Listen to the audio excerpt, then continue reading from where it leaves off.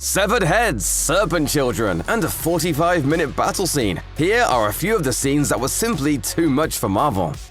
Phil Coulson may have only been a secondary character in the main MCU, but he played an important role during the early stages of the franchise. A longtime ally of Nick Fury and a leading member of S.H.I.E.L.D., Clark Gregg brought the character to life on screen in live-action and animated form, and continued to play Coulson on Agents of S.H.I.E.L.D., even after his apparent death at the hands of Loki. In the Avengers, as he attempts to escape the helicarrier on which he has been imprisoned, Loki stabs Coulson from behind with his scepter. This proves to be a pivotal moment in the movie and the MCU generally, providing the necessary motivation to force the heroes to form the Avengers. However, early versions of the film gave Coulson a far more gruesome death. To avoid an R rating, the filmmakers had to tone it down considerably. With Avengers Infinity War in full swing, the children of Thanos attack Wanda and Vision in Edinburgh in an attempt to capture the Mind Stone. A battle quickly ensues as several members of the Avengers appear to help the two heroes. This includes Captain America, Black Widow, and the Falcon. The group manages to repel Thanos' minions, rescuing Wanda and Vision. This fight, though, was originally set to include another member of the Avengers. In the book Avengers Endgame, The Art of the Movie, designer Phil Saunders explained that the script also involved James Rhodes in the dramatic battle. Lucky for him, he was removed though, because an early version of the scene had the children of Thanos split War Machine in two. Eventually, the camera would reveal that Rhodes was actually piloting the War Machine suit remotely, but that might not have been enough to lessen the shock of an apparent gruesome and rather sudden death. The writers ultimately removed the scene, as something similar had happened in an earlier Iron Man film. Guardians of the Galaxy Volume 3 pushes the envelope in terms of the kind of content usually allowed in the MCU. The film features several bloody, heart-wrenching deaths alongside plenty of violence, and even the MCU's first F-bomb. There's a button under the handle. Press that in. Okay. Now what?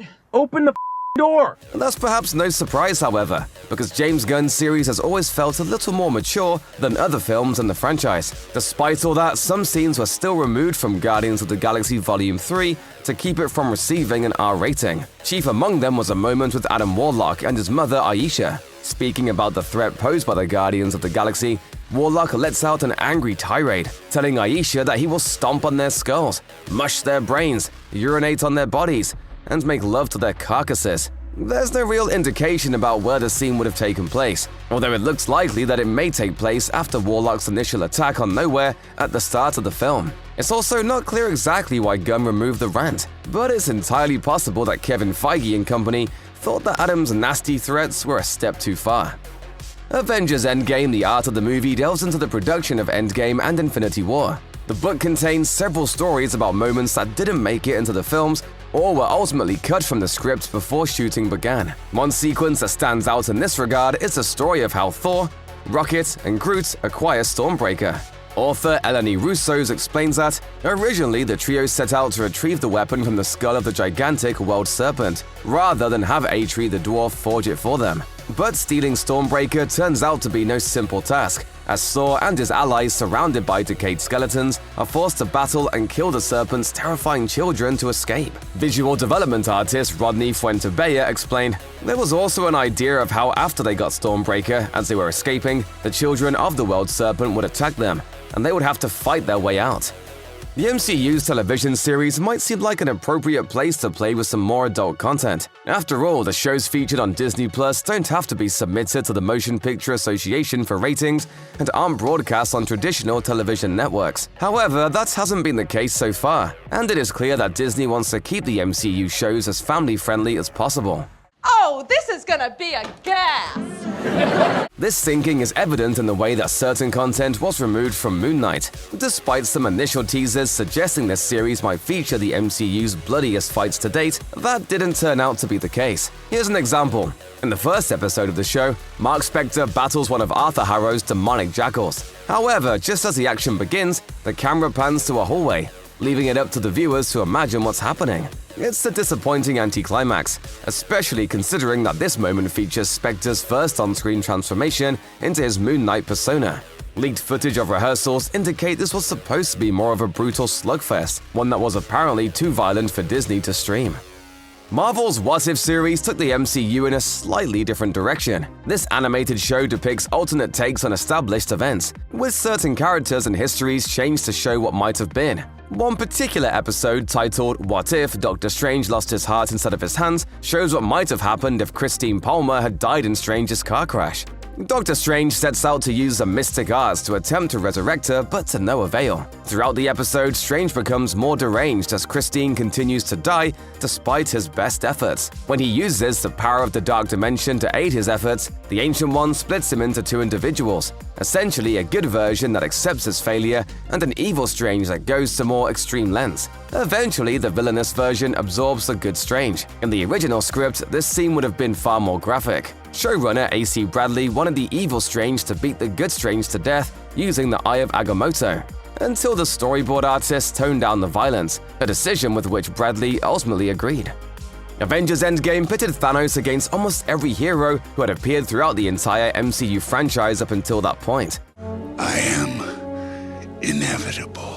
In a climactic final battle, Thanos unleashes his true power and almost kills several important figures, using his strength and fighting ability to defend himself against all attacks. There isn't much gore, however, even though the likes of Captain America and Iron Man certainly take an almighty beating. Speaking to Entertainment Weekly, directors Anthony and Joe Russo explained how they had planned to make this battle far more graphic than it appears in the final cut. As part of an original draft of the story, the directors wanted Thanos to appear in front of the assembled heroes and throw the decapitated head of an alternate version of Captain America in front of them, demonstrating just how far he was willing to go to stop Earth's mightiest heroes. Joe Russo said, "We wanted Thanos to walk up to the Avengers and throw Captain America's head on the ground. We couldn't give up on it, and finally we said, alright, what if we don't do that? Can we find another way into the third act?" And that's when it turned into what it is now.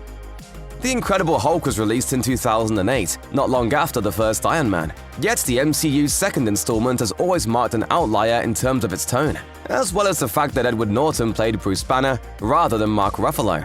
The story begins with Bruce's transformation into the Hulk after he is exposed to gamma radiation as part of a super soldier program led by General Thaddeus Ross. The movie then jumps ahead years later, with Bruce hiding in Brazil to evade Ross and the US military. While The Incredible Hulk is a darker film compared to the rest of the MCU, the writers wanted to push this even further during the early stages of development. In the book The Making of the Marvel Cinematic Universe, Marvel Studios executive Stephen Broussard details an alternative opening for the movie that saw Bruce try to end his life in the Arctic. Suicide is a difficult topic to cover sensitively, of course, and having an important hero attempt to kill himself right at the start of a film may have been too much for Marvel executives, especially in the early stages of an ambitious new franchise. This deleted scene is briefly alluded to in The Avengers, however, in which Banner mentions a thwarted suicide attempt during an argument with the other Avengers.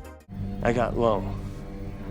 I didn't see an end, so I put a bullet in my mouth and the other guy spit it out.